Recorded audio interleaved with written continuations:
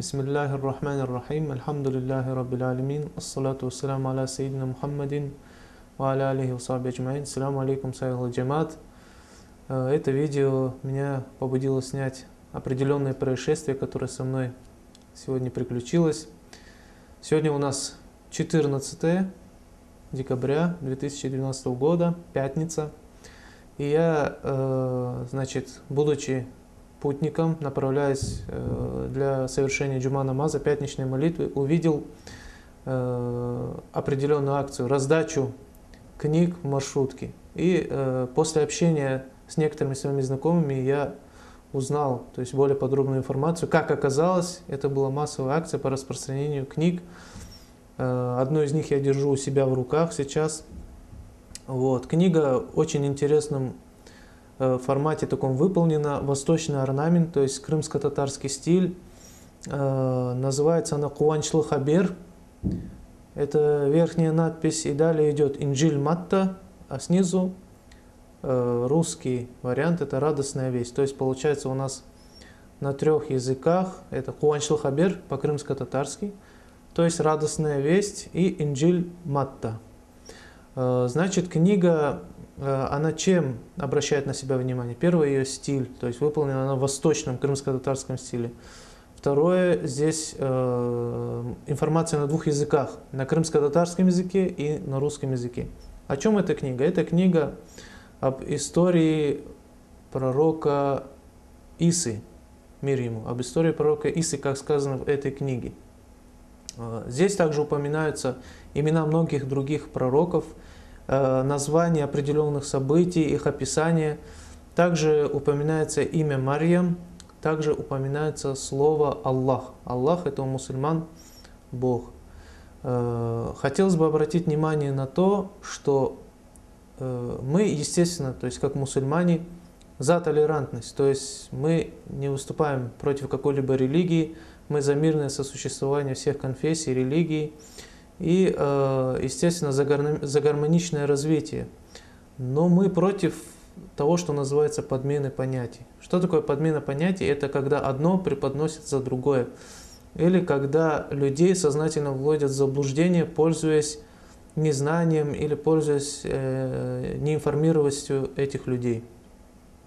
Значит, эта книга, конечно же, мы должны признать, что книга, она к мусульманской культуре, к исламскому наследию, к Корану, она никакого отношения не имеет. И это, прежде всего, предупреждение нашей молодежи, то есть, чтобы мы были бдительными, имели в виду, что мы берем в свои руки.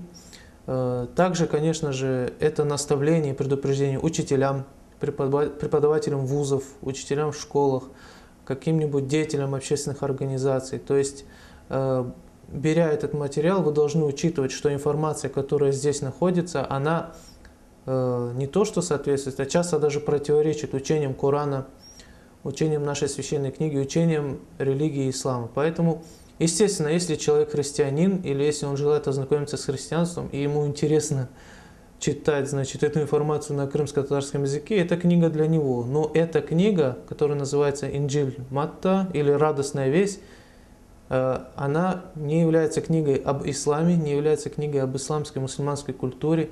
И мы, как мусульмане, как те, которые с трепетом относимся к своему религиозному наследию, которое мы сохраняли веками, сохранили после депортации. Наши дедушки, прадедушки, прабабушки увозили с собой места, значит, ссылки Коран. Одно из тех ценных вещей, которые они брали, это Коран. Они сохранили для нас эту веру, эту религию. И, естественно, мы ее любим, ценим и уважаем. Так вот, эта книга, ну, естественно, она не первая, то есть были подобные книги и ранее. Это одна из серий книг, она не является той книгой, которая, значит, рассказывает нам об исламе. Об издательстве, чтобы мы все имели в виду, это Украинское библейское общество издало эту книгу, выпущена она в Киеве. Вот. И, как мы говорили, она на 2 языках. В частности, например, то есть если по некоторым моментам пройдемся, на странице у нас 157 имеется информация о воскресении.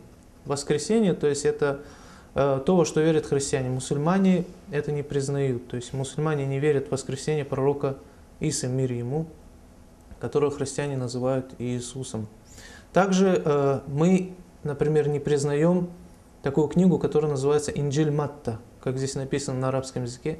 Мы, мусульмане, верим, как в Коране написано, что есть Инджиль Иса, алейхиссалям, то есть то, что было даровано Иса, алейхиссалям. А книги под названием Инджиль Матта или Евангелие от Матвея, как она еще называется по-русски, или Евангелие от Луки, или Евангелие от Иоанна, и в подобные книги, которых на самом деле больше 10, мы их не признаем и не принимаем их.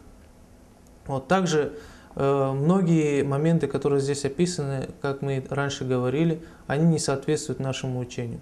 Поэтому этот призыв, наш призыв к вам, уважаемая молодежь, бдительно относиться к тому, что вы берете и что вы читаете, а также просьба сообщать об этом, то есть всем своим знакомым, друзьям, по возможности распространять это видео и предупреждать всех.